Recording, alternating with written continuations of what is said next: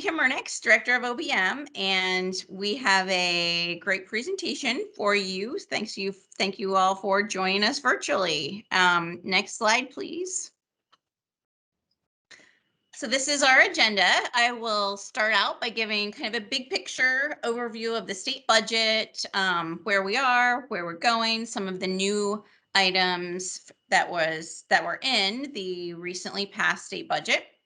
We then have Michael Frazier from the Department of Development, who will give an update on many more detailed information about many of the programs in the state budget and other appropriations that our communities can take advantage of. We will also have a presentation from Stacy Massey with the OBM Grants Partnership with more details about the American Rescue Plan Act. And then we have a local representative, Ken Oswalt from Licking County, who will talk about how the communities in Licking County have come together to use ARPA funds in a cooperative manner. And we think that their example is just a tremendous way to bring together funds and leverage opportunity, which is what we are very much focused on at the state level and want to work with our communities across Ohio on. And then we'll close out with open question and answers. If you have questions during the course of the meeting, feel free to type them into the chat if you can. We will also then have opportunity for you to raise your hand and have an open discussion at the end. So with that, I'll go ahead and jump right into where are we now from a overall big picture economic perspective. Next slide. So this is an index that I've been following.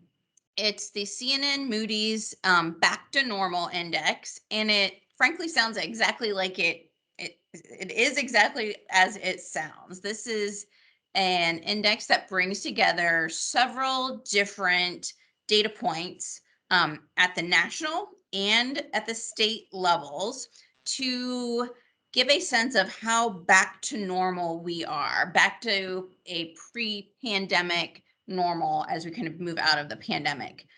In recent weeks, Ohio has been at as high as 97% on this ranking, and it changes each week.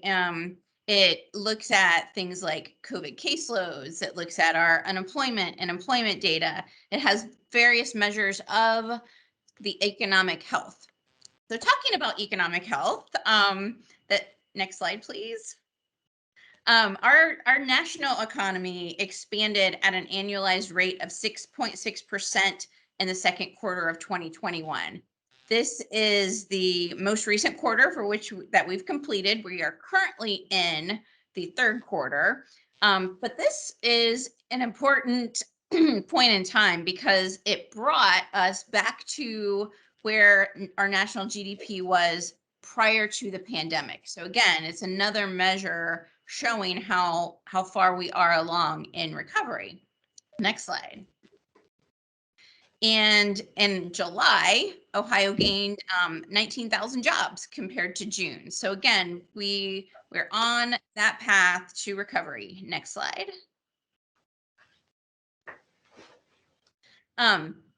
Like I said, we're currently in the third quarter, looking forward to the fourth. And economists agree that we will continue to see growth. However, there are some kind of clouds on the horizon, and I'm sure you have heard about these nationally and in your own communities. Supply chain issues, impacts of Hurricane Ida that will exacerbate and continue to exacerbate some supply chain issues and other economic effects. The resurgence of COVID nationally is a concern, and of course has economic effects. If the last year and a half has taught us anything, is that our economic health is tied to the health of our citizens, to the health of our workforce, and something that we have to focus on as we are moving through this economic recovery. And again, vaccines continue to be the key to our economic recovery. This next slide, it just shows the impact of COVID in recent weeks. This is Ohio data. and you can see the rising caseloads. The blue lines on the chart are COVID case counts by week for all ages. And then the red lines are for children ages 0 to 19. And you can see both have gone up, but the real spike, if you look at the last few weeks of data with children as we went back to school, I think this is something we kind of all know and we've been talking about a lot, but this slide makes it really clear. And this is a concern. This is a concern for us economically. Next slide. But we have a lot of good news. So there has been a strong recovery in the state of Ohio. We saw a very strong resurgence in state fiscal year 2021. That's the state budget year that ended on June 30th. And this is a chart that shows the various categories of state revenue, and the blue boxes on the chart are those categories that were above estimate, and orange are those categories that finished the year below estimate. And overall, state revenues recovered very strong in fiscal year 21. We finished the budget year $1.5 billion ahead of the budgeted estimates. And so that enabled us to begin fiscal year 22 very strong in July. And if you look at those red circles, those are the two categories of the sales tax, the auto sales tax and non-auto, and personal income tax. Those are the state's largest general revenue sources, and they each finished fiscal year 21 significantly above estimate. And if you look at the underestimate categories, the transfers in really is the only category that was significantly underestimate, and that's actually a good news story too, because some of the transfers into the general fund that we had planned, if revenues were short, did not have to come to fruition. So again, a very strong year, very strong recovery. In fiscal year 20, at the onset of the pandemic, we made a lot of hard choices, and that really set us up for a very strong fiscal 21, and as we start the new fiscal year 22-23 budget. So next slide. So speaking of fiscal years 22-23, this is kind of the chart of what I call the theory of our budget. And it really starts with healthy people. Again, if the pandemic has taught us anything, it is that our economic health and our the health of our citizens is closely tied. Something I think we all knew, something that was clear in previous years as we were dealing with the opiate epidemic and the drug use crisis, that became even more apparent during the COVID-19 pandemic. We have to have healthy citizens. We have to have a strong workforce in order to be productive. And so that leads to our budget investments in renewing our communities, which then leads to our thriving economy. So I'll talk a little bit about some of the details of the state budget in the next couple slides.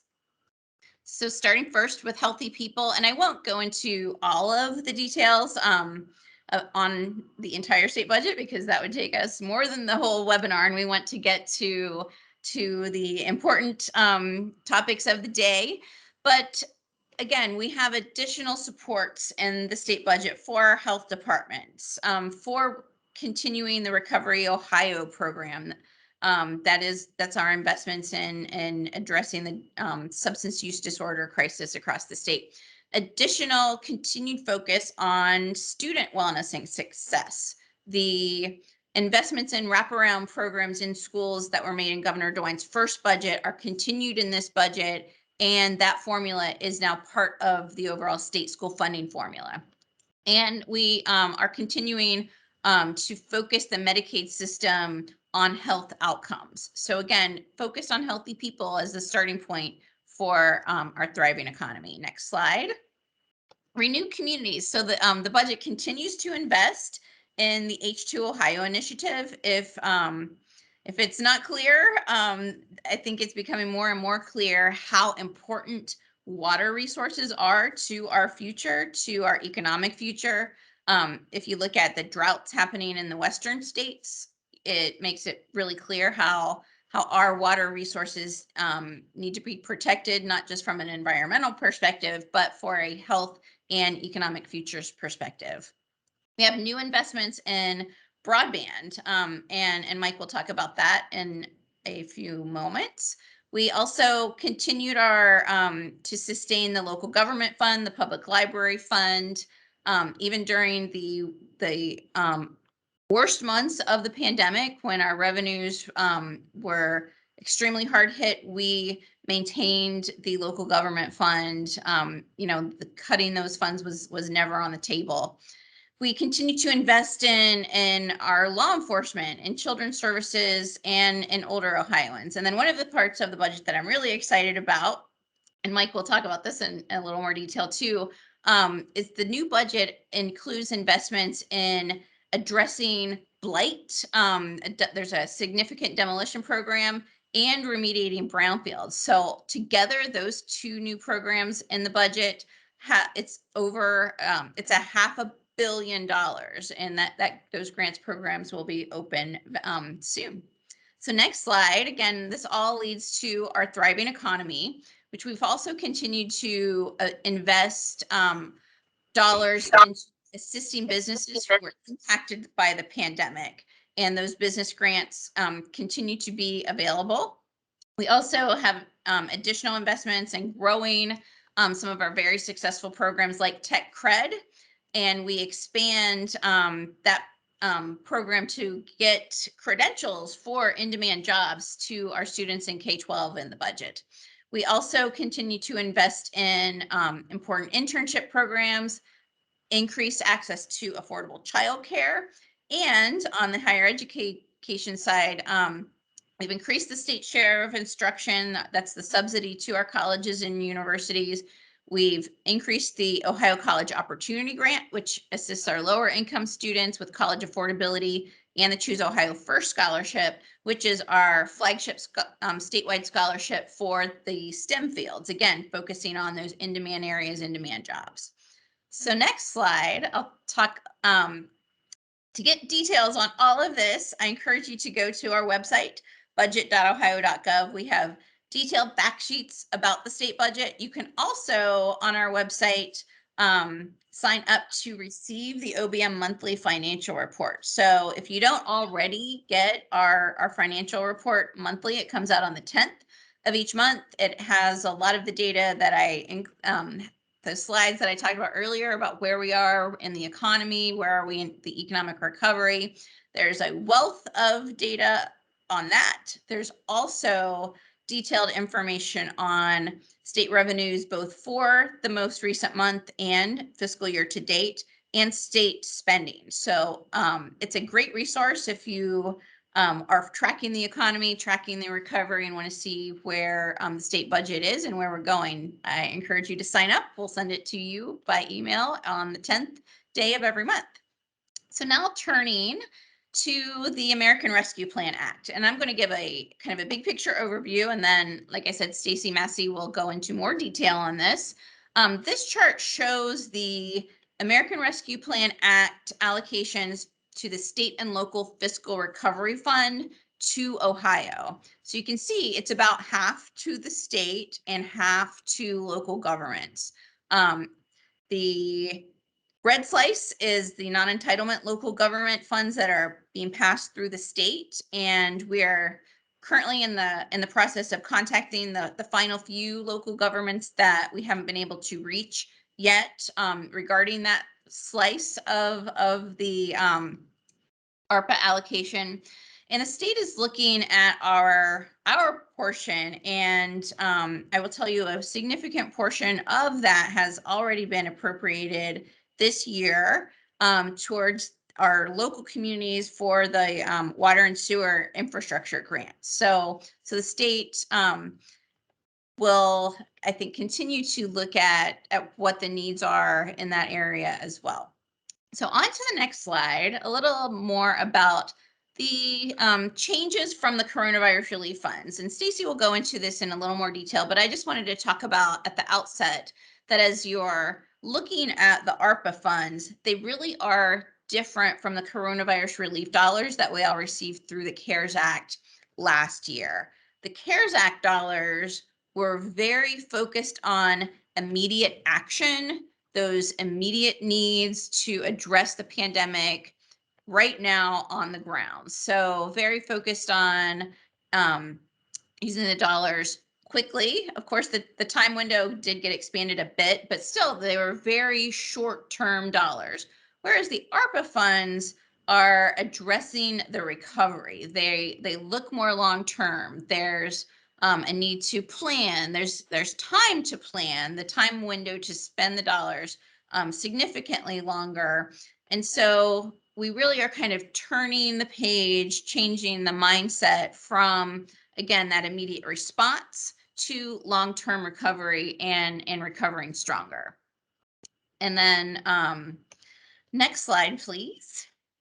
So this is how it all comes together. And I really encourage you each to take some time to look at how the different pieces can come together in your local community based on your needs. This really is a key moment in history where we have resources that we can bring together to leverage in a way that we can each rebuild in a way that is even stronger than we were before. So look at your local dollars, look at your local budgets, your local ARPA dollars, look at the state funding opportunities that we'll talk more about today.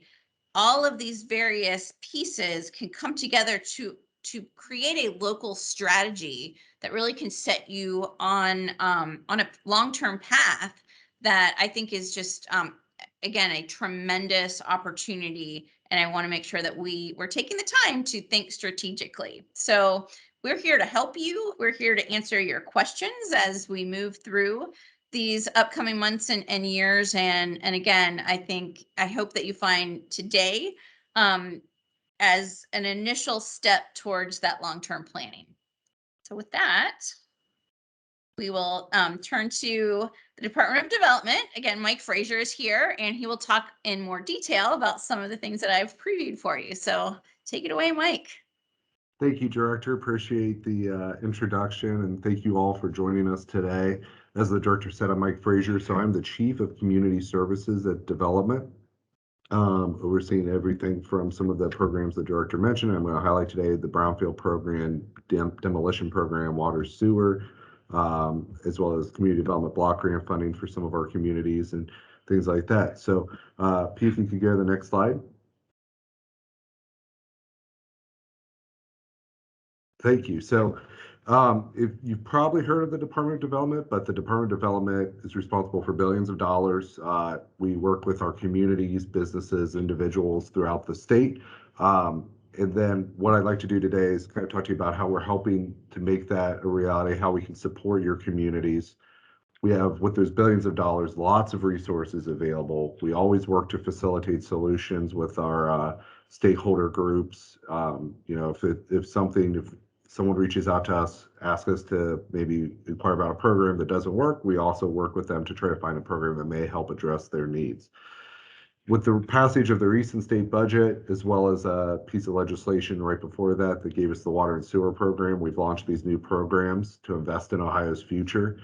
As always, you can find our kind of traditional regular programs at development.ohio.gov, Ohio spelled out.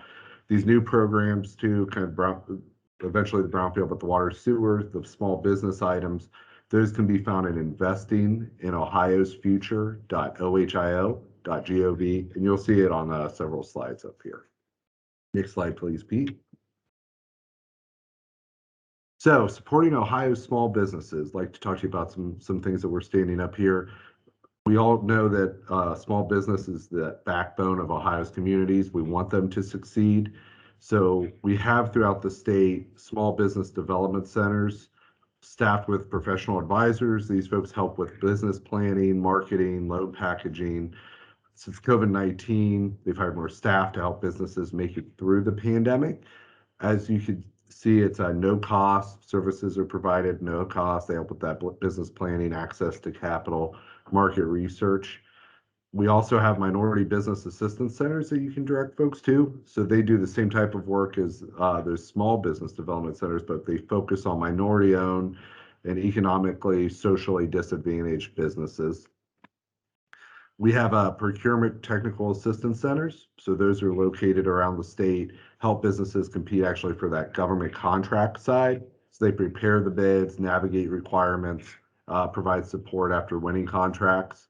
And then finally, as you'll see on the slide, we also have manufacturing extension partnerships, the network of organizations across Ohio that serve as a resource to those kind of small and medium-sized manufacturers. So a lot of assistance as you're talking in your communities on, maybe some people that could use some help on their small business side. We have some resources available that can help them. Next slide, please. So we've recently, over the last year and a half, and here with the recent infusion through the budget, my counterpart John Workman has stood up several business grant loan programs. They help small businesses impacted by the pandemic. They represent about $310 million in investment. Funding is still available for these programs. If you go to investingohiosfuture.ohio.gov, like I mentioned before, there's background on all of these, the ability to apply. There's emails where you can reach out and ask questions, and there's a team there available to respond and help folks out with that application. Next slide, please. So here on this slide, we have the Food and Beverage Establishment Grant. So it's to provide relief to Ohio businesses that were affected by the pandemic. That is open to businesses that have been open since at least December 1 of 2019. Obviously, it's that eating establishments, restaurants that people kind of think about, but you see on the slide here, we're also talking about like food trucks, cafeterias, bakeries. So a lot of folks would fall into this. You can get $10,000, $20,000, or $30,000 depending on the loss of revenue. Then you also see over there the lodging grant. So that's for hotels, motels, but also bed and breakfasts that were negatively impacted by COVID-19, also in operation since December 1, 2019. But they also have to have a hotel motel license from the Ohio Department of Commerce. So, but again, $10,000, $20,000, $30,000. Both these funds still have green opportunities, have funding available. And you can see the emails there for both of them. Each of them have their own dedicated email that you can reach out and ask questions. Next slide, please. We also have the entertainment venue grant. So it has 40 million total, but again, $10,000, $20,000, $30,000, depending on your loss of revenue in 2020. But they have to be open since December 1, 2019. With lots of things there, you can see a list. Music venues, museums, zoos are also eligible. Arcades, golf courses, bowling centers. So there's a lot of folks that could fall into that bucket to get some additional assistance through that funding opportunity. And then finally there on this slide is the Small Business Relief Grant.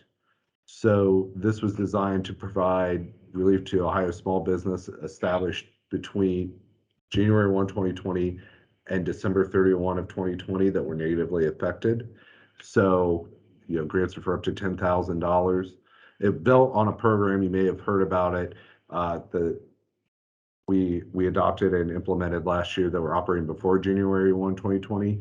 Funds for that program were quickly expended. So the goal was to provide more funding to distribute to businesses that would have qualified or potentially qualified if funding were available. So for all of these grants, here's some things that it could go for. You could use it for PPE, purchase PPE. You can pay for your mortgage or rent on your building. You can pay salaries, and you can also purchase business supplies or equipment. They are awarded on first come, first serve, but like I said, there is still funding available.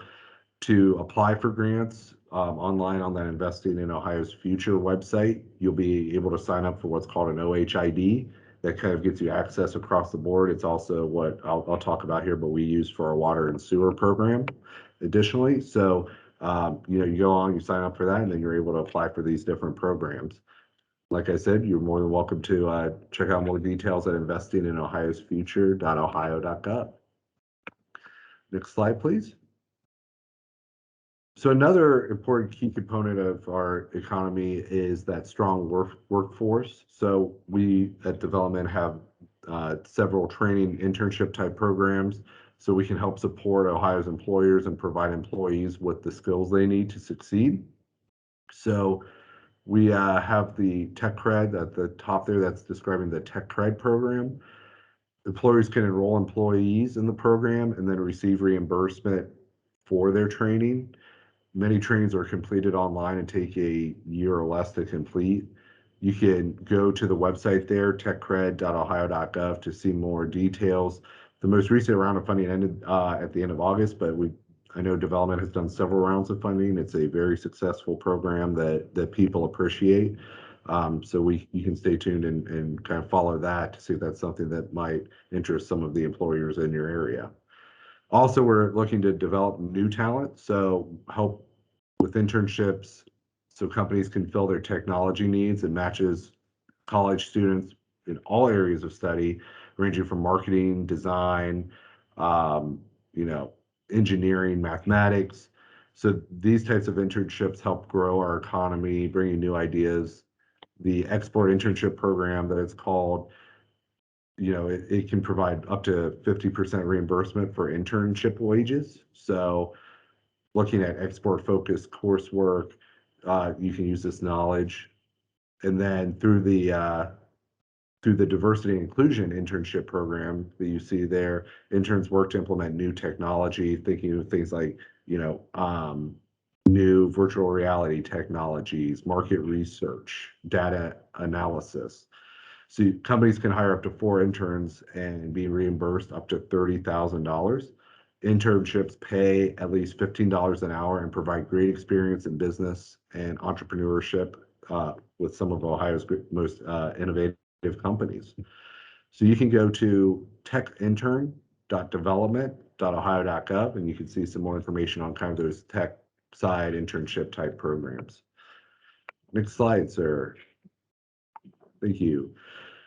Something that was established in March 2020. I know that Director Murnix is our director, Director Mihalik, Governor, Lieutenant Governor, everyone's very excited about this and the opportunities it can provide for Ohioans. It was the creation of Broadband Ohio. So my counterpart, Peter Voderberg, runs that office. And, it's dedicated to 2 principles. First is to bring high-speed internet to every Ohioan.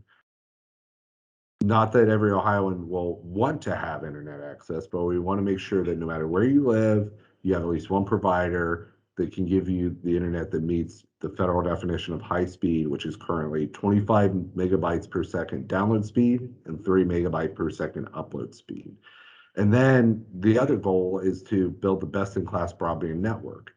Now, we're looking at this to be a partnership with folks. The state of Ohio is not looking to own the network. It's making sure that service is reliable and dependable wherever you live. The program is technology and provider neutral. I know Peter and Broadband Ohio, they're interested in those innovators, those new technologies. They're supporting public-private collaboration. So let's all work together to identify the solution. There's state and local buy-in on these projects, and it values community involvement. Going to the next slide, we have a list of some of the projects that they've done. I'm just going to highlight a couple here for you, but the telehealth pilot project there you see in southeastern Ohio over on the far eastern side. So Monroe County, Switzerland of Ohio School District, they looked at behavioral health, how they could help. They have a large school district. It's over 500 square miles, 8 buildings, 2,000 students. So the goal of the administration is make sure every child has access to behavioral health services if they need them. So it's a 2-phase project. Right now, phase 1, which is complete, it allows a therapist in any one building. Like I said, it's a large, vast scope, but be able to communicate to any other building. And then phase two is moving that where if there's some sort of therapist and they need to talk to folks, they're able to do that from their office to a school or a home. So they're able to connect, they've connected those buildings together across that vast area. Then it's moving into how can we really help students also from their office to a school or directly to a home. The next one I'd like to just briefly talk about is the East Cleveland. Oh, if you can go back up in East Cleveland, up in they're up in northern Ohio. Very, this is looking to bring access to 1,000 households of internet service with the expansion up to 2,000 households in that area. It's a great example of public-private partnerships. It's East Cleveland City Schools, local business community, Microsoft, Ornet, PCs and People have made kind of all work together with our Broadband Ohio office to make this happen. So the cost of a 50 megabyte per second download, remember our goal is 25, but this is 50 megabytes per second, 5 megabyte per second upload is only $15 a month. So, when we're here, talking on these Teams meetings and Zoom, and we're all working together, we just know how critical that broadband infrastructure is. And so it's how do we really help push that investment. And going to the next slide leads us to the Ohio Residential Broadband Expansion Grant Program. So this was just recently opened. I believe it opened 2 weeks ago, if memory serves me. If you go to broadband.ohio.gov, you can read about it. But the goal is to fill that funding gap, making sure that projects in unserved areas of the state get across the finish line. So it may be that an internet service provider says, based on the number of customers I'm looking to serve, I can only go this far out, but it doesn't serve all of them. And so the goal is to kind of bridge that gap between the two. There's, looking to fund these projects. The applications are open. Internet service providers are able to apply to go to those areas. So you could go, again, like I said, broadband.ohio.gov to be able to review that. Next slide. But we also know that it's important for, I'm sure a lot of folks that are on this are, you're with a local municipality, local jurisdiction.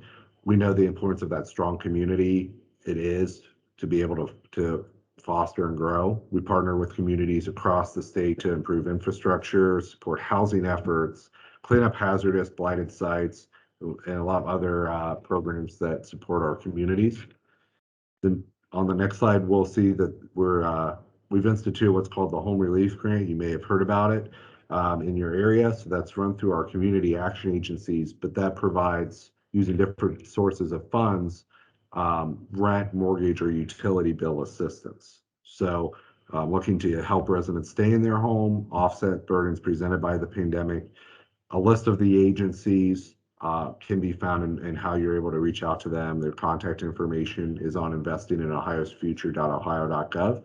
And if you go to that website, if you haven't done it already, you'll see things like community, and I'll talk about the water and wastewater program. That'll be under there. These business programs are under small business, and then this will be under the Home Relief Grant. Going to the next slide, we'll see that, I appreciate, Director Murnix through, it was called House Bill 168. It passed right before, days before the budget passed. Governor DeWine, the Lieutenant Governor, our director, worked on making sure, how are we able to continue to help with clean and safe drinking water and wastewater infrastructure in our program, in our communities. And this is through the Investing Ohio's Future initiative, provides nearly $250 million to improve access to those drinking water. 2 phases. You can do a design grant. So if it's something you want to look into and say, how do I get this across the finish line with our counterparts at EPA, you can get what's called a design grant. You then take that design grant, that's what EPA approves, and then you can get up to $5 million if you already have a design approved to construct a project in Ohio's communities. So public entities within a political subdivision that own those water sewer, I live in the city of Newark, so Newark has its own water system, like they can apply directly. If you're a nonprofit, non-community type water system, you can partner with, say, like a county commissioner or a city or a village to apply for the grant funding as well. It's provided through the American Rescue Plan dollars, kind of that large state Director Murray's highlighted came our way to fund this program. If you have any questions, you can go to watergrants@development.ohio.gov. We have some folks manning that website or that email inbox. Hope to respond to people as quickly as possible. We're excited about the opportunity, what it can do for our communities, really get some of these projects that are needed across the finish line. For design projects, it can be things like sewer, wastewater treatment plant improvements, expansion, public drinking water treatment facilities, repair, replacement, construction of storage towers. For construction projects, you can do water, wastewater facility improvements. You can cover tap-in fees. You can do up to 10% can go towards professional fees, admin costs, things like that help you get your project finalized and over the finish line. So excited about that opportunity. Like I said, you create an OHID login structure, and then you're able to apply for this grant as well. You just click to apply. You're good to go. Try to make it very simple, streamlined, and straightforward. Thank you, sir. So when you go to that website, you can see, terms and conditions, fact sheets, FAQs, but not only for the water and sewer program, for those small business programs I talked about, the home relief grant. And then, as things come online here in the coming months, I'm sure that they'll be added to the website or a similar structure. So welcome, I urge you guys to check that out. investinginohiosfuture.ohio.gov. Next slide, please. Now, I mean, we're very excited about these programs. It's good. We're doing a lot of good with them, but just wanted to briefly highlight that it's not all that development does. We also have some long-standing traditional programs.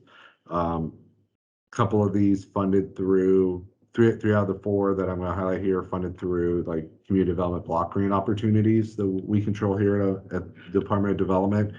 The neighborhood revitalization provides quality of life improvements by constructing or rehabbing facilities in targeted distress areas. We have economic development loans, public infrastructure grants that, can help with private sector jobs, business expenses, attention of business and industry in areas. The Target of Opportunity Grant Program, it's a flexible resource that, maybe there's some sort of need that you have in your community that doesn't fit in one of our traditional community development block grant buckets. And so this opportunity can help you out with that.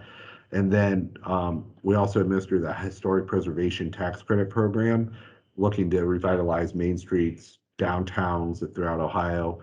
This program has been approved for a total of 525 projects, and that rehab more than 749 historic buildings in 72 communities. So, it's done a lot of good out there to kind of improve and revitalize some downtowns.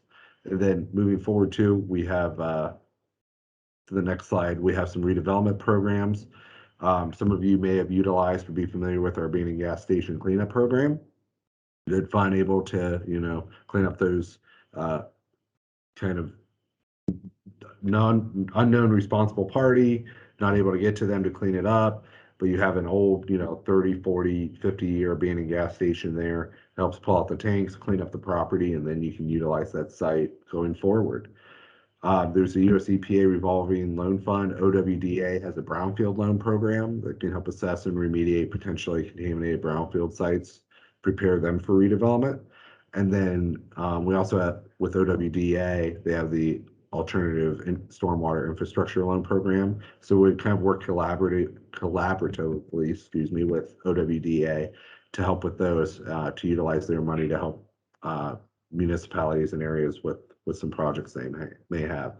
As the director mentioned earlier, we are very excited. We're working internally here. If you go to the next slide, Pete, we're excited for a future program that will, probably be another month or two, but we're working on that for brownfield and demolition. So as you can see there was $350 million allocated for brownfield remediation, and then separately $150 million for demolition. So we're working on kind of those program parameters.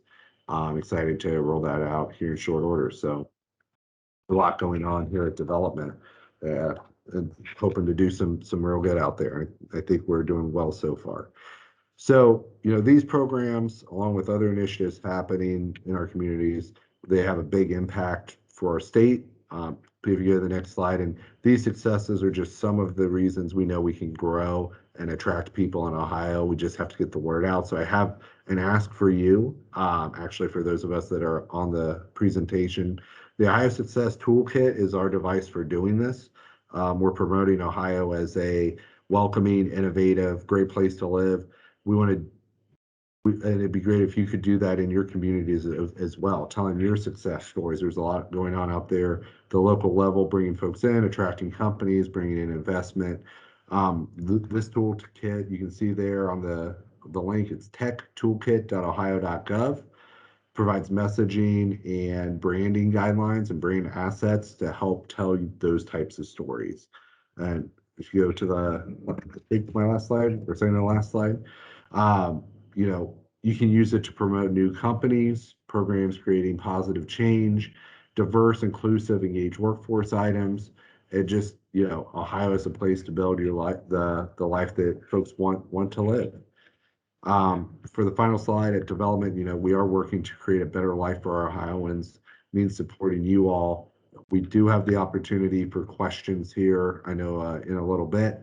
No matter what, we're excited for this.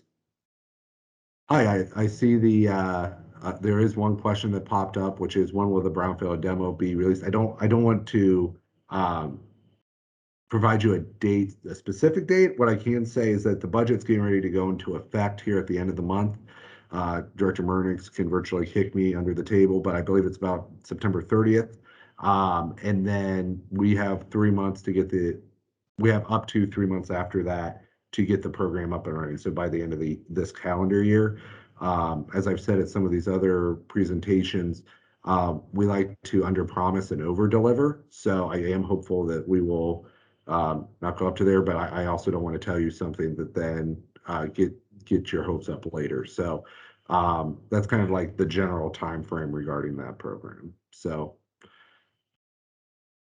with that, I greatly appreciate the time that Director, you've given me to highlight these. No matter what you're looking for, just remember you can find it here in Ohio. So with that, I'd like to turn it over to the next, I believe it's Stacy. Yep, Stacy with her presentation. Thanks, Mike. And yes, Stacy is up next. Take it away, Stacy. Hey, good morning, everyone. So I'm Stacy Massey. I'm the lead of the Ohio Grants Partnership. And if you haven't heard about us before, we are a team of people that are here to kind of help with grant efforts across the state. And whether it be any of our local partners needing support on grant compliance requirements or understanding the American Rescue Plan requirements for the state and local fiscal recovery fund, we are here to help. So let's go to the next slide. So let's talk about, I'm going to talk just today, focus mainly on the local fiscal recovery funding from ARPA, because I think many of you are just now starting to apply for that money. You're an NEU, so you're applying through our team to get those funds from Treasury, or you got it direct from Treasury. So let's talk about that program a bit today. So the interim final rule and the subsequent FAQs from the U.S. Department of Treasury are really what guide the program and establish the requirements for the program. So let's go to the next slide. So if you go out to the U.S. Treasury's website, and I know this is a really super long link, but you can Google U.S. Treasury State and Local Fiscal Recovery Funds and get to their site. But their main site, you'll see to the right side, there's several little buttons that you can click, and one of which being the interim final rule. So the interim final rule will be codified in 31 CFR 35, which is the Code of Federal Regulations, and that really guides the requirements for this program. There is an accompanying FAQ document. It's a lot less pages. If you read the interim final rule, if you were to just lay it out in regular paper, I think it's like 150 pages.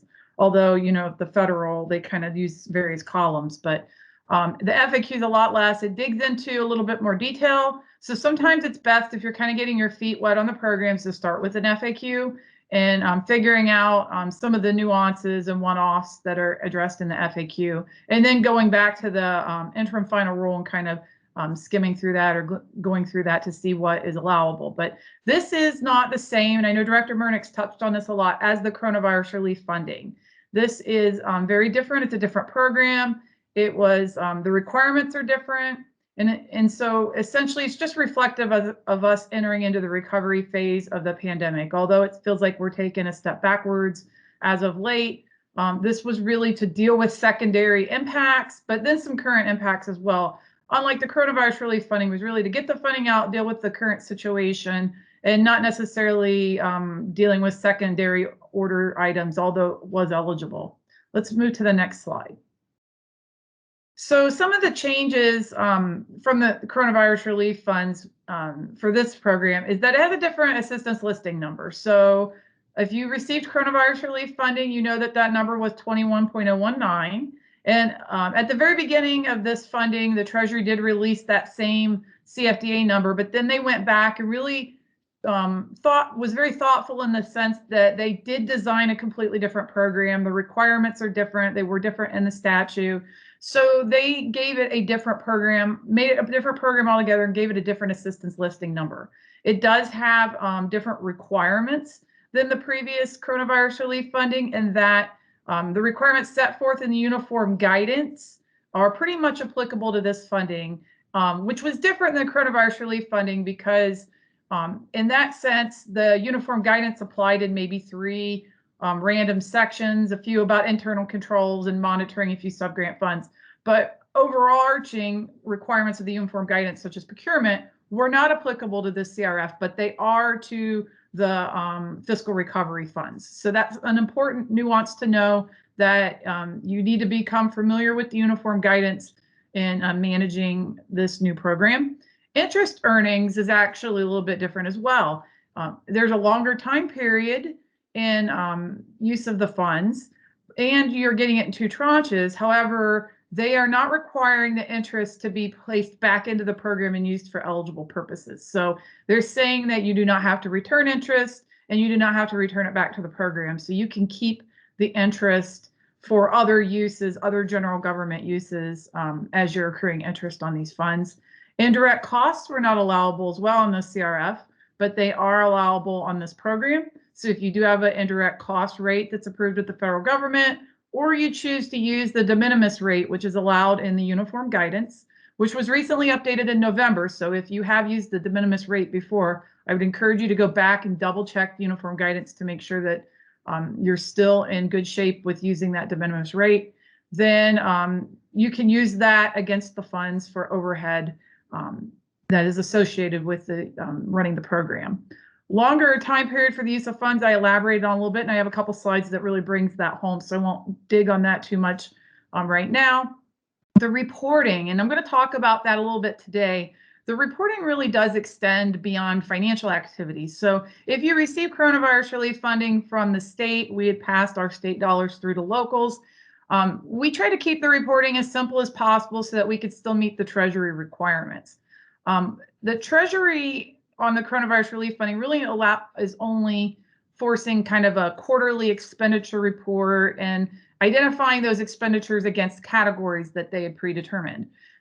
Now in the fiscal recovery funds, it's kind of extended to performance metrics and different areas within use of funds. So not only are you saying how much you've spent for specific activities, but you have to identify by project different performance metrics based on your use of funds. So if you had a water and sewer project, there are specific performance metrics that the Treasury would want you to address when you do your quarterly or annual reporting based on who you are. And I will show you a little reporting table or matrix that can help you at the end. The standard for charging public safety and public health payrolls also changed. This was heavily used by many folks when they had CRF funding, and it was encouraged by Treasury that you could take their administrative accommodation and pay for public safety or public health forces who were substantially dedicated to responding to or mitigating COVID-19. And so that standard in the coronavirus relief funding, where you kind of had to declare at the very beginning that this group of folks were substantially dedicated because of X, Y, and Z things that they were doing that relates, and that was a substantial dedication of their time.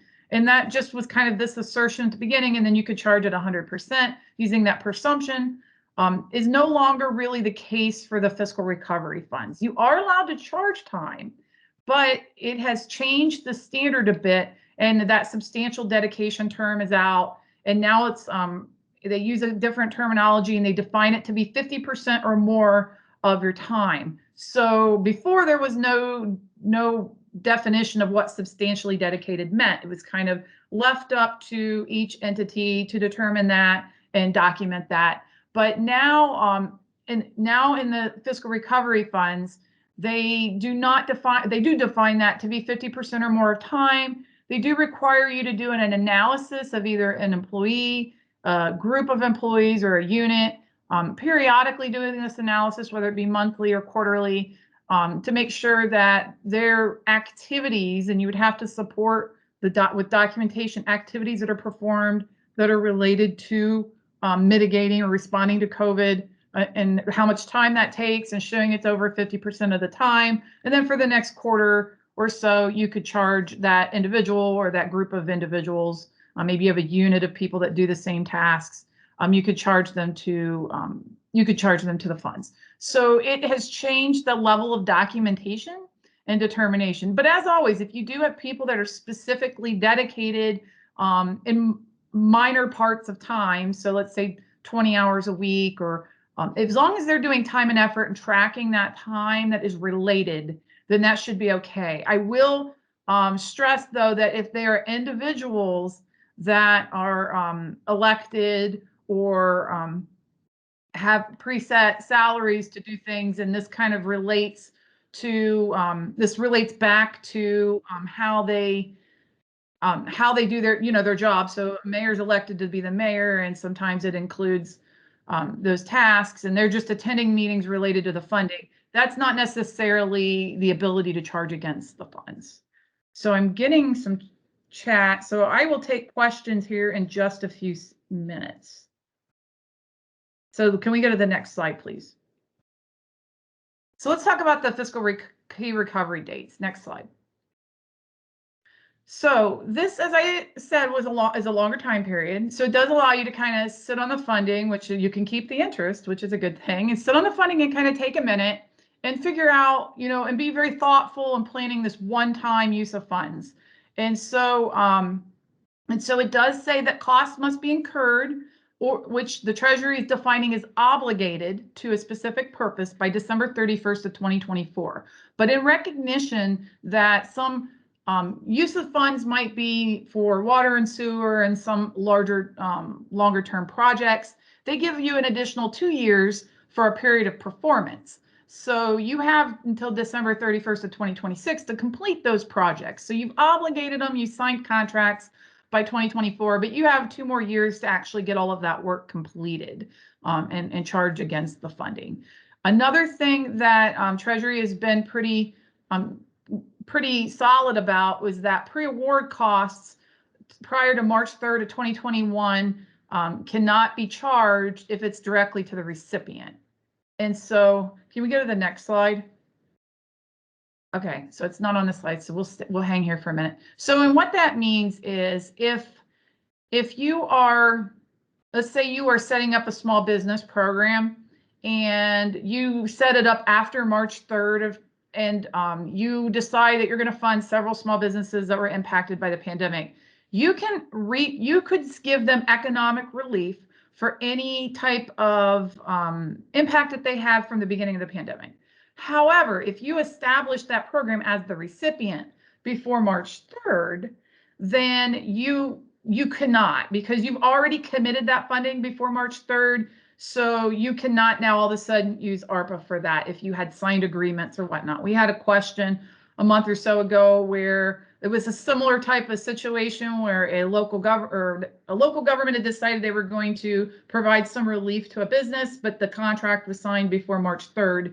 And so that meant you had already committed that obligation prior to March 3rd. But if you are paying premium pay or a relief to a small business or a not-for-profit, Anybody that you are assisting, it can be an impact from the beginning of the pandemic, but you can't have committed that funding prior to March 3rd. The other situation with that timeline about pre-award costs, if you had a water and sewer project that was in flight, or it was shovel ready, or it's already maybe even started, the Treasury has said that after March 3rd, you can start to charge costs for that water or sewer project. If it is eligible under ARPA, you can start to charge that against ARPA, even though it had already been a project that had been committed to that was moving forward, which I think is very helpful to many in that water and sewer space, because those typically are longer endeavors. You know, you have design and all kinds of things that happen before you even get the shovel in the ground. So let's talk about allowable uses. So let's go to the next slide. So as I talked about the costs incurred December 31st of 2024, and that's really your obligation, but there are 4 buckets of allowable uses. And so the first one I call kind of that traditional CRF bucket, but it's to respond to the public health emergency or its negative economic impacts. So Treasury makes a very point to call out 12 or 14 specific projects, a lot of those related to assistance to households, small businesses, not-for-profits, aid to impacted industries such as tourism, travel, and hospitality. But it does indicate that you don't necessarily have to meet it's a non-exclusive list. So you don't have to necessarily meet one of the things that's in their list of 14 or so. You could have another economic impact that you want to address, or you could have another mitigation effort that they haven't called out. So that's kind of that wide, broad bucket, kind of like what CRF was. And there is a test to kind of determine, I think I have that on another slide, so we'll get to that in a minute, on how, if it isn't listed out specifically in the interim final rule, how you determine if your cost is eligible in this bucket. And then the second one is premium pay to essential employees. Treasury does define that to be critical infrastructure folks, whether they be healthcare workers or grocery workers. Within the Treasury interim final rule, it does really kind of relate to lower income folks. It doesn't say you have to do that, but it does have a cap that if you do go above 150% of the average salary for that, then you have to get the blessing of Treasury. So you do need to make sure that you are looking at, if you are going to decide to pay someone that is a critical infrastructure type person, that's an essential worker, if you're going to pay that essential worker an additional premium pay from some time that they worked from the beginning of the pandemic till now, you're going to give them a 13 per hour additional pay, or 25,000 per worker. So you're going to pay, not exceed that, but you're going to give them that. You need to make sure that you're not going over that 150%. And sometimes that can be tricky, because you could have a population of folks that you would like to compensate with premium pay, but then you could have a portion of those folks exceeding that cap. So that's something to look at if you're deciding to do a premium pay program. Revenue reduction, which the Treasury does have a formula that you can go through and figure out whether or not you have lost revenue. And if you do this calculation, there's 4 points in time. I have this on a future slide that we'll hit. There's 4 points in time when you do that calculation. If you do end up with a loss, then you can apply that to general government services. Also, water, sewer, and broadband infrastructure, which I think we're going to hit on. We have a local government that's going to talk about how they've kind of done a pooled project in a sense with water and sewer to kind of give you some ideas. So let's go to the next slide. So the determination. So I talked about that first bucket. So really to determine whether a program or service is eligible as a public health or economic impact. Within the interim final rule, it gives you this little test that you can use. And I would recommend that if your item isn't specifically called out in the interim final rule, which, the interim final ruling has a very limited list. So if you're going to do something, I would always document this criteria and this justification somewhere within your governing body, or whenever you decide and approve projects for the use of funds. And first of all, you would document the need or the negative impact to the COVID-19 public health emergency, and then you would identify how your program or your project or the intervention, whatever you're doing, is addressing that need. If you can complete this analysis, then it is allowable according to the Treasury and the interim final rule. So if you're moving forward, just like in the CRF, you had to document how something was determined to be necessary, and you should have documented those conclusions and those decisions of whether or not something was deemed necessary by your local government. It's the same type of concept. How do you deem the program that you're moving forward with to be part a need or a negative impact to COVID, and how are you addressing it? So if you're looking for determination on whether it's eligible in that very first bucket, that's kind of a two-step criteria that you can do. Let's go to the next slide. So I talked a lot already about premium pay. The interim final rule does spell out critical infrastructure sectors, like I said, healthcare, education, childcare, transportation, grocery and food, social service. So it has a list. It also says that you do have the discretion as a government to add additional sectors that you deem critical. If you do go beyond the sectors that are in the interim final rule, I would definitely document that well on how you deem them to be critical to protect the health and well-being of your residents. And again, that 150% test. So if you end up paying premium pay and you increase somebody's pay over 150% of the greater the state or county average annual wage, then you do need to require some specific justification to the U.S. Treasury Secretary. Now, I haven't seen anything about how that process works with the U.S. Treasury, and I haven't seen any guidance on that. So I would assume that you'd have to email their inbox and kind of ask what process you need to follow to kind of get the blessing. And then you can also do a grant to third-party employers to provide eligible essentials pay to their workers as well. So you could subgrant to maybe a grocery store or whatnot. So let's go to the next slide. I do think there was a question in the chat. Let me see if I can bring the chat up. Let's address two of the questions. I was going to kind of wait till the end, but so if there are employees that don't qualify for the premium pay, are we able to use the lost revenue to potentially provide them with the one-time payment, which would be comparable? We've had this question. So it's essentially, they're not eligible for premium pay, but we have lost revenue. So if you're wanting to compensate or do some type of hazard bonus or premium pay to someone using your revenue loss, I don't necessarily think that it says anywhere in the interim final rule that you can't do that, because you can use your revenue loss for general government services. However, I think that could be a slippery slope, because you're providing that one payment, which would you have done that absent the revenue loss calculation? I have gotten this question before. I don't know that there's anything that says that you can't do anything that the government deems as a general government service by paying that. But I also think you need to think through perception as well, that you've got a calculation for lost revenue and then you've kind of providing a bump in pay for folks. But there is nowhere that says that you cannot do that. I think the presentations will be emailed out to everyone afterwards.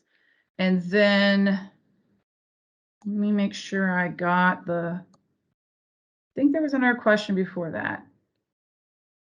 So can these funds be used to subsidize residents' tie-in costs for available water and sewer? I do believe that ARPA funding is, and I don't know if you're talking about the state program or the ARPA funding, but you can use your ARPA funding for the tie-in, those tie-in costs. So tap-in fees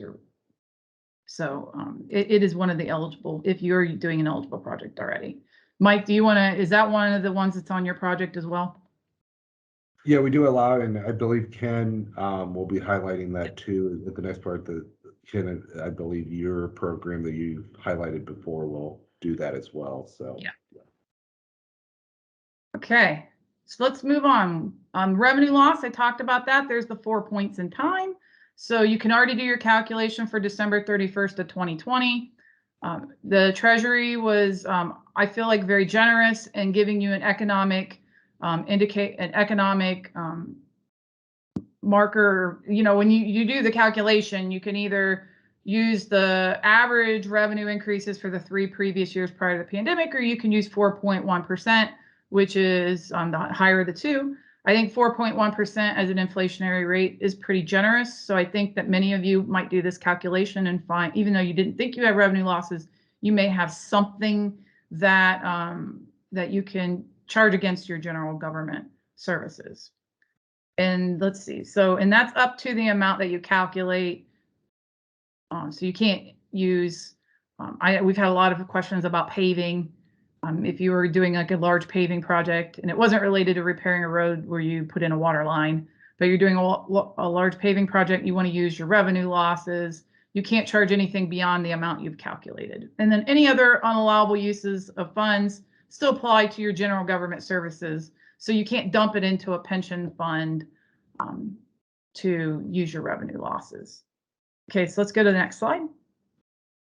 And water, sewer, broadband. So we do have Licking County here to talk about their challenges and how they've kind of gone through a project, and give you kind of an idea of a good project to kind of move forward with, and how collaboration can be very helpful in this space, this water and sewer space, because water lines don't end at the borders, right? We kind of need to work together in these types of projects. But I just wanted to give you kind of the background for what was in the interim final rule. If you've done any of these type of projects before, if you've dealt with NEPA, then you'll be relieved to know NEPA does not apply to this funding. That can be a significant delay on many projects. And you remember you have those extra 2 years, and eligible projects were defined by the Treasury by 2 EPA programs, the Clean Water State Revolving Fund and the Drinking Water State Revolving Fund. So if you go to these 2 links, the EPA has a really great eligibility handbook guide that gives you the list of things that are eligible. And some things that you might be surprised if you go out there, agricultural runoff is one that is eligible in those projects. It has a clean water impact, and that could be an eligible project. So you hear water and sewer and you think just kind of building straight water lines and putting in infrastructure. There are other things that are in the list of items for these 2 in these 2 programs that may apply and that aren't necessarily just putting in water lines. So so go out. I'd encourage everyone to kind of go out and look at that eligibility listing. Let's go to the next slide. So broadband infrastructure, and I don't want to hint on this too much, but it is eligible. You just need to know that you need to serve an unserved or underserved area, which Treasury is currently defined as reliably delivering at least 25 download and 3 upload. So if that is you're looking at an area that's not currently reliably delivering that, then you can consider it underserved or unserved. Of course, you can kind of pick out an area, and you may have pockets of population that exceed that. However, for the most part, your project is designed to help these unserved and underserved areas. Then you can move forward. But your project must requires eligible projects to reliably deliver minimum speeds of 100 download and 100 upload. Treasury does have in the FAQ a way or how they're going to really review that reliability. So there's several broadband FAQs. So I'd encourage, if you're thinking to do this, to look at the FAQs first before maybe digging into some details in the interim final rule. So let's go to the next slide. So I want to talk about some other key provisions really quickly. Next slide. So we just got a question. Does wire, oh, it popped away. Hold on. Does wireline connection mean it has to be fiber optic service and not wireless? That is my understanding, but I do think if you wait a bit, there was comments on the interim final rule that I think Treasury will address that, because I believe that was a bit of concern when the interim final rule was out for comment in July, hasn't been finalized. So it's a final interim final rule, but it hasn't been finalized, kind of an oxymoron. I expect that. I think it's going to be a Christmas present. The Treasury did release a letter last week saying that as they were going through all of the comments they received from that from the period that it was out for comment through July, that the interim final rule as it stands right now is binding. So if you want to move forward with the project, just make sure it meets the requirements of interim final rule. But I do expect that, just this is my opinion, I expect that there may be some additional flexibilities, but I'm thinking late fall, maybe a Christmas present. I don't know when we'll expect that, but Treasury did release that letter last week saying they are going through all of these comments. And I do know that that was one of the comments to the rule. So funds, this is the what not to do. Funds can't be deposited into a pension fund. I don't think anybody would do that. One of the important things to note, you can't contribute to a rainy day fund, a financial reserve, budget stabilization. I do know that if you do the revenue loss calculation, you must apply that to your general government services and show exactly where you've applied it to. So let's say you have 200,000 in revenue losses, then you need to show 200,000 in expenses where it was applied. If, for instance, you have kind of created a little bit of a relief on your GRF, but you actually have a little bit of an increase in your budget stabilization fund at the end of the year, I wouldn't panic because you've already exhibited that you have used the funds for general government services. So anything beyond that was savings potentially in another area. However, you cannot directly transfer your revenue reduction straight to your budget reserves. Offset a reduction in net tax revenue that only applies to the state. That was only in the state statute. Pay interest, anything that's debt. Tax anticipation notes was allowed under the CRF, but it is not allowed in the fiscal recovery funds. So any type of debt instruments and funding for that is not allowable. Satisfying settlement agreements, judgments, consent decrees, debt restructuring plans, any of those is not allowable, as was the CRF as well. And CRF kind of went into this weird space where you could match federal programs with the funding. They came out of the gate and said you cannot do that. So this cannot match any FEMA programs, which they're at 100% right now anyways, but it cannot be used as match for other programs. So let's go to the next slide. Transfer of funds. So this is a really important topic to kind of be aware of. First, the Treasury comes out and specifically indicates that you can transfer to not-for-profits, other like a fire district or a water and sewer district or some special district that is not getting funding any other way, but they have impacts. So you can subgrant to those folks. You just need to make sure that it is for the use within your borders for your residents, your population. So they give the example that County A cannot transfer funds to County B, but County A can transfer funds to Village A that's within its borders. So you need to kind of look at what citizens is my allocation serving, and making sure that if you are going to subgrant those funds, that benefit for whatever that subgrant is goes back to your citizens. And it calls that out in FAQ 4.9, and it talks about that recipients can pull their funds together or do regional projects, which we highly encourage that, because like I said, water lines don't stop at the borders. Like there are a lot of these projects and they're one-time use of funds where you may want to be a lot more collaborative with your partners. Maybe the village, you're within the village, your township, starting to work kind of together and see if you have some joint projects and really starting to pull some resources. You just must document that your recipient receives a benefit of the project proportionate to the amount contributed. So if it was to serve residents of two different local jurisdictions, then you have a total cost for the project. Then you could maybe allocate the cost of the total cost based on resident population or something to that matter. I also, if you're going to do something like that and you're going to have one as a kind of the fiscal fiduciary, because of reporting purposes, you're still responsible to report your use of funds. So you're going to want to have some type of agreement between all of the entities that's in that region that's going to be part of that project that really spells out what that looks like and who will be maybe a fiscal fiduciary, who will be doing the procurement, making sure that it meets the federal requirements for procurement. So those are just some of the things to think about for a regional type of project, which we do have an example at the end that where a local Licking County is going to come on and talk about a little bit like this concept. So let's go to the next slide.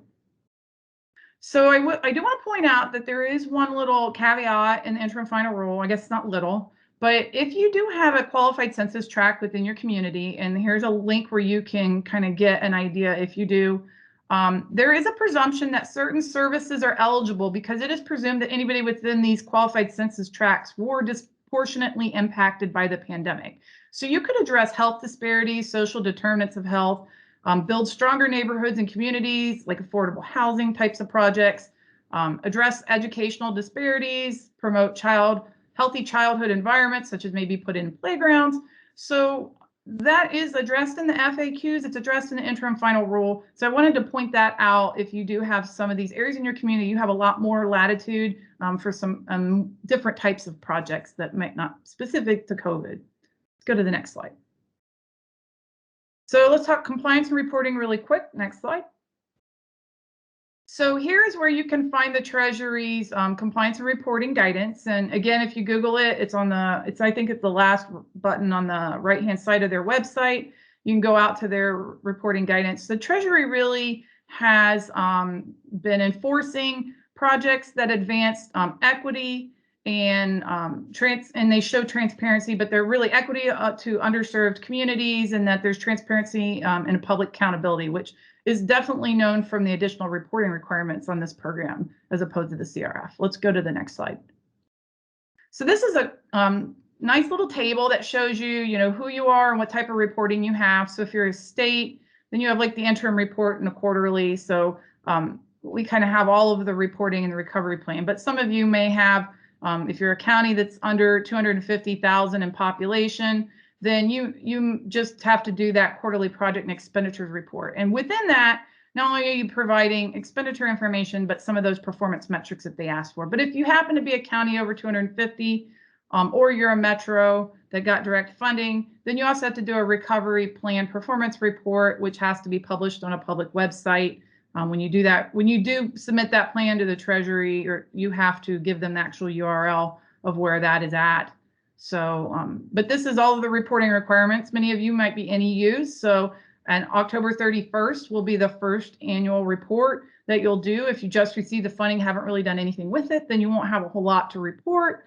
There hasn't been any guidance on that come out yet, as far as exact data elements, how to get what, if NEUs are going to be using the same portal as everyone else. So we're still looking for kind of a user guide for that quarterly reporting. Once we do get that, OBM will be sending that out to all of our contacts that were NEUs that had applied for funding. Let's go to the next slide. So I just want to point out that there are additional compliance requirements that were not in the CRF, but I've highlighted two that are the most important that you'll want to probably brush up on. We did do a webinar the end of July that talked about procurement. I expect we will probably do another webinar soon. I can't commit to when, but that will talk about some of these compliance requirements as well, because the procurement requirements changed a little bit in the uniform guidance back in November when there was an update. But procurement, suspension, and debarment. So you want to make sure you're following the most restrictive procurement methods. So whether it be the ORC or the federal requirements. So you need to make sure you're following the most restrictive so you don't get in trouble with either one. And just note, and it's kind of a little caveat, if you are going to use joint contracting, which I know the ORC allows you to go above 50 and not bid out if you're a local government and not bid out, and you maybe use it under a joint contract, that may not be competitive. So if you go over a certain threshold with the Treasury or you don't get other quotes and you're under that small acquisition threshold, then you're going to be violating the federal requirements. So you just need to make sure that you're staying good with all of that. And if you have a charter, then it's even different because you may have some procurement requirements within your charter. Equipment and real property, if you don't do an inventory, which I'd be surprised if any of you are in that situation, but if you don't, and you buy a bunch of equipment with this funding, then you need to make sure that you're doing inventory and you are tracking that as federal. And if you go out to the uniform guidance, there are specific things that you need to be tracking as well for equipment. So let's go to the next slide. So if you haven't seen any of our previous webinars, you can go out to our website at grants.ohio.gov. You can navigate to the helpful resources in the grant training, and then funding opportunities. There's one specific for NEUs under that as well. So we have two areas where you can find that. And I would encourage everyone to sign up for our Ohio Connects newsletter. So once you go out to our website, you'll get a pop-up.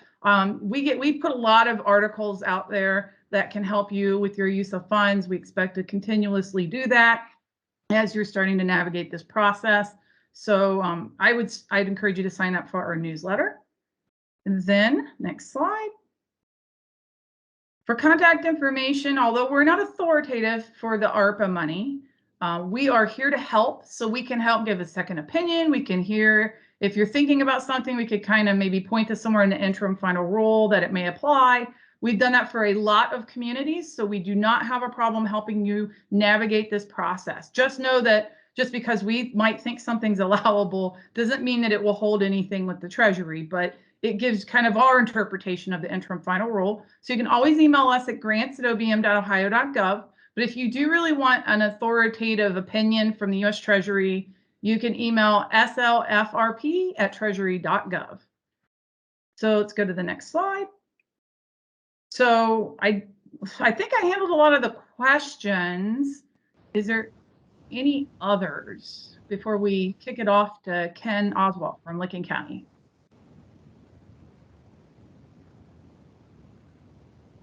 Hearing none. Okay, let's head to the next slide. So I am excited that we have Ken Oswalt with us here. He's a former prosecutor, and he is now the compliance officer for Licking County in the use of, he helped them with the CRF, but also in the use of ARPA funds, which is always good to get an attorney that's going through all of the requirements and making sure all the ducks are in a row. But he is going to talk through water and sewer infrastructure and how it is actually, how they've taken on that project within Licking County and some of the challenges and things that you should consider. Take it away, Ken. All right. Thanks to OBM for inviting me to participate. I'm an attorney with the Licking County Commissioners, hired to handle last year their CARES Act materials, and this year the American Rescue Plan disbursements. Can you go to the next slide? We are a medium-sized county, 178,000. It is split up in 25 townships. We have 4 cities and 10 villages. One of the things the county commissioners here have decided to do is spend a large block of their ARP money to do water or sewer infrastructures. And of the $34 million we expect to get by this time next year, they are looking at this point putting probably 80 to 90% of it in those forms of infrastructure. The idea being these are generational changes for the benefit of the constituents and residents of Licking County, and it's hard not to use this money for the benefit of so many people. Within the county, we have various providers of public drinking water. Obviously, the county has certain districts it provides water for. 4 cities in the county have water services to various portions of the city and sometimes outside of their city. There's a formalized regional water and sewer district in the southwest corner of the county, and 7 villages provide some level of public drinking water. On the sewer side of things, again, the county provides some services, 4 cities, the regional district that I spoke of, and 6 villages. But the 6 villages that provide some sewer don't entirely overlap with the 6 of the 7 villages that provide public water. For example, one village provides sewer, but they don't provide any public water at all, which is one of the things we're going to try to correct. Can you go to the next slide? In order to do these projects, there's roughly 3 ways to do it, and we're doing 2 of the 3. First of them, you can do all phases. That is your engineering, your decision-making as to which projects you're going to do, your construction, bidding, all of that in-house, which we are going to be doing a large block of. Licking County has a water wastewater department. The director and deputy director do these things all the time. We're just going to take what they've done for years and put it on steroids and do projects that would have been not done for 5 and 10 years. We've moved it up. If you have those people on your staff already, trust them. They'll know what needs to be done in terms of qualifying or eligible projects. And I'll touch on that here in a minute. The second one is, if you want to, jurisdictions, 2 townships, a village and 2 townships, whatever, can partner with one another And none of them have to supply any of those services. They don't have to initially be sewer providers. They don't have to initially be sewage treatment or water providers.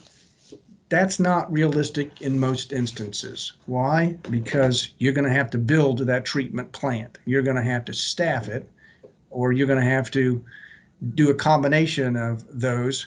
And that's going to cost a lot of money, a lot of design and engineering. So those that avenue doesn't seem particularly practical, and as a result, we aren't entertaining that. What we are entertaining, aside from doing in-house, is partnering with others that are already service providers. That is, they already provide sewer or they already provide water services, and we're actually working with them to partner by using some of the county's ARP money, those other jurisdictions' ARP money, in order to put a project together.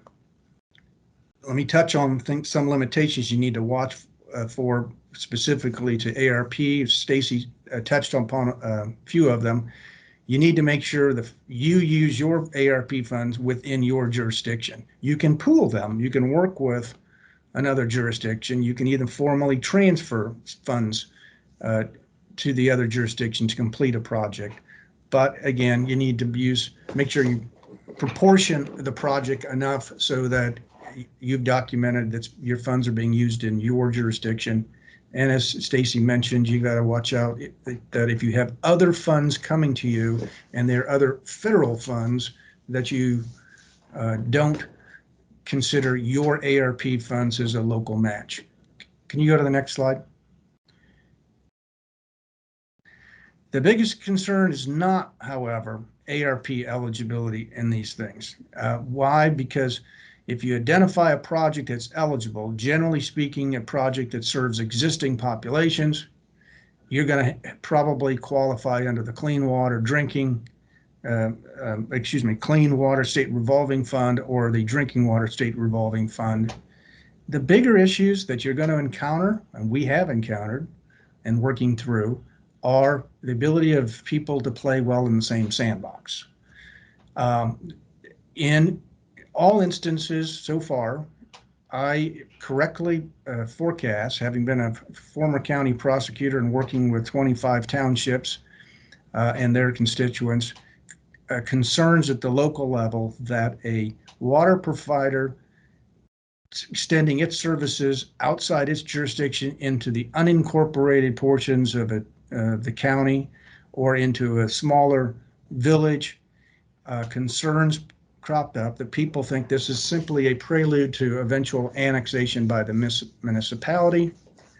And once you've addressed that issue, they are concerned about the cost to tap into those services. They are concerned about being forced to tap in. And then, of course, what's my bill going to be going forward? If you could do the next slide. Annexation should not be an issue here, and this is a part of an education process that's necessary. Annexation should never be a serious concern as it relates to an extension of water or sewer. The reason for that is if you are already a municipal corporation, you are a village, a city cannot annex another municipal corporation. You are immune from being annexed. Unless you cease to exist as a municipal corporation, you can't, you're not going to be annexed. Okay, an unincorporated area of a township, that of course can be annexed. However, there's protections for that. That can be addressed. First of all, under Ohio law, annexation can occur two different ways. One's called a regular annexation, which 50% of the people have to petition to be annexed. Commissioners have to approve that annexation. And even then, the property is not removed from the township and put into the municipal corporation unless the municipal corporation makes one more step to seek what's called conform the boundaries. Okay. The second way annexation occurred is a form called an expedited annexation. And by Ohio law, that's 100% of the people have to request annexation, and the property owners anyway. And by Ohio law, the township or the property is not ever removed from the township. So the township doesn't lose any tax base, any of its constituents, even though part of it is now overlapping with the municipal corporation. Another way to address annexation is to create a formalized water or sewer district under Chapter 6119 of the Ohio Revised Code. And one of our projects is moving in that direction. But no matter what, in these particular cases, you're going to have some form of a formalized agreement between the village, the township, the water provider, and in our instance, the county, since we'll be providing some of the funding. And within that agreement, you can address concerns over annexation. That annexation won't occur, it won't be requested, it won't be granted, that kind of stuff, except under certain circumstances. So put in that agreement the things you're worried about with respect to annexation. Next slide. All right, the next thing we've dealt with, obviously people saying, wait a minute, it's going to cost me thousands of dollars to tap in to your water. You bring it into my village, I'm going to be expected to pay thousands of dollars to tap in. And the answer to that is, first of all, make it, give them an incentive to tap in. You can use ARP funds to assist in that cost. You can either pay it outright if that's the better way in your mind. You can graduate these to encourage earlier tap-ins, because, for example, if you tap in it right away, you're going to get a 50% discount. If you wait a year, it's only 40% discount, and the like, and encourage people to tap in sooner. Second of all, educate citizens to the fact that payments for these things can be paid over time. That is, they can be right on their water bill. It's not a necessary upfront payment. They're expected to pay out of pocket.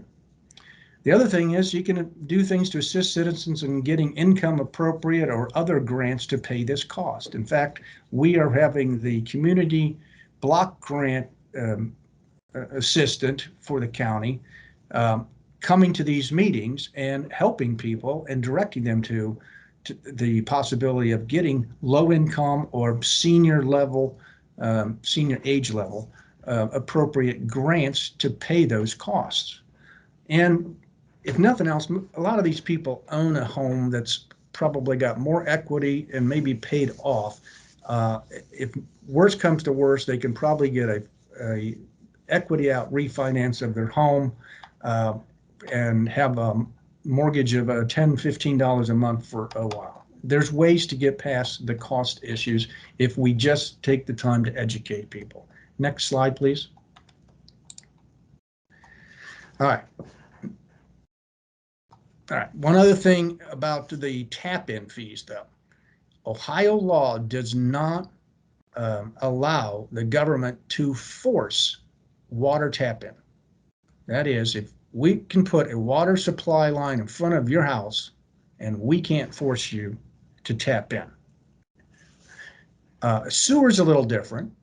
A sewer line can be ordered attached in by the health department, but that's something that you can put in a project agreement. Much like we were talking about putting concerns about annexation in an agreement, put in that agreement what you will or won't require when it comes to tapping in with sewer.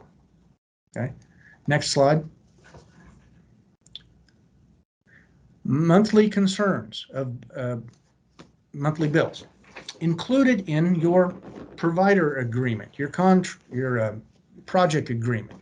There's nothing that prohibits including that the provider of water agrees to provide water at the same cost it provides to its own residents, or 5% more, or no more than 5% more. In other words, put it in there so that people aren't worried or have no reason to be worried about having a monthly bill that is unpredictable.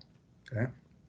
The other half of that is educate people on what they're going to save, and they will, on such things as homeowners insurance. Why? Because part of putting these water projects in for drinking water comes fire hydrants, fire protection. Their homeowners insurance is almost certainly going to go down if they if water comes to their village, their area of the township. Next slide. So little going back with some of the benefits, you're going to get obviously the safety from public water and sewer. You don't have to worry about your well becoming contaminated either because of your sewer septic system malfunctioning and contaminating your water supply, or your neighbors, or any other contamination source. You're going to get consistent quality and quantity of water. As I mentioned, well, you know, increase in property values, increased in marketability if you're looking at selling it. I've touched upon the increased fire protection and response. And eventually that well or that septic tank is going to fail, and you're going to have to replace it. And if it's going to be a lot more expensive than any tap-in fees are going to be.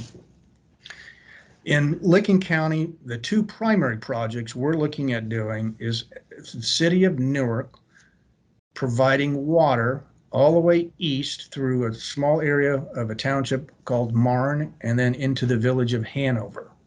And as of last report, the village, the township, and the city all have passed resolutions, or will be in the next day. I think one of them's tonight, formalizing their agreement to start formal negotiations and creating that agreement I spoke of. That is going to talk about annexation. It's going to talk about what the water bill. It's going to talk about who's paying what for the construction. And it's likely also going to formalize the creation of a formalized water district. Why is that seen as important to the village and or the township? Because they get appointment to the trustees that run that district. So they are no longer out of the equation. It's their appointees that will run that district all the way into the future as it expands over time. The second major project we're looking at is the city of Johnstown, that is looking at heading northwest up to a small village known as Hartford, and in the process serving some businesses along the way, but primarily to get to the village. We went to a council meeting last week. There's some resistance from people that needed to be educated about, sure enough, annexation, sure enough, the water tap in of being forced to, and we walked them through. You can't be forced to tap in. Okay, you're not going to be annexed. So another meeting is set for that. That's a little farther behind, but it looks like the Newark to Hanover one is well on its way, to, as well as the probably $23 or $4 million in in-house projects we are doing through the Licking County Water Wastewater. So hopefully, if people all come to the table, realize it's all in their benefits, we will be providing money to at least two major projects that would never have happened, at least not for another 15 years, would be my guess. And I think that's the end of my presentation. So I'll jump on here. If anybody has any questions about ARPA for Ken and I, or wants to go back and talk through any questions on the water and sewer project. I think Mike is still on. Can talk about any of the development programs that were mentioned. We want to talk about grants theory in general. I think I'll kick it back over to Director Murnix. Sure. Thanks, Stacy. Thanks, everyone. Again, thank you all for being here today. Thank you to our presenters. This information will be emailed to you. You'll get the slide deck. I believe we've also recorded this session, so you can refer to it later or share it with your colleagues. And always feel free to reach out to us, reach out to our grants team. You have the contact information, and we look forward to working with you as we all work through this great opportunity together. So have a great rest of your day. Thank you.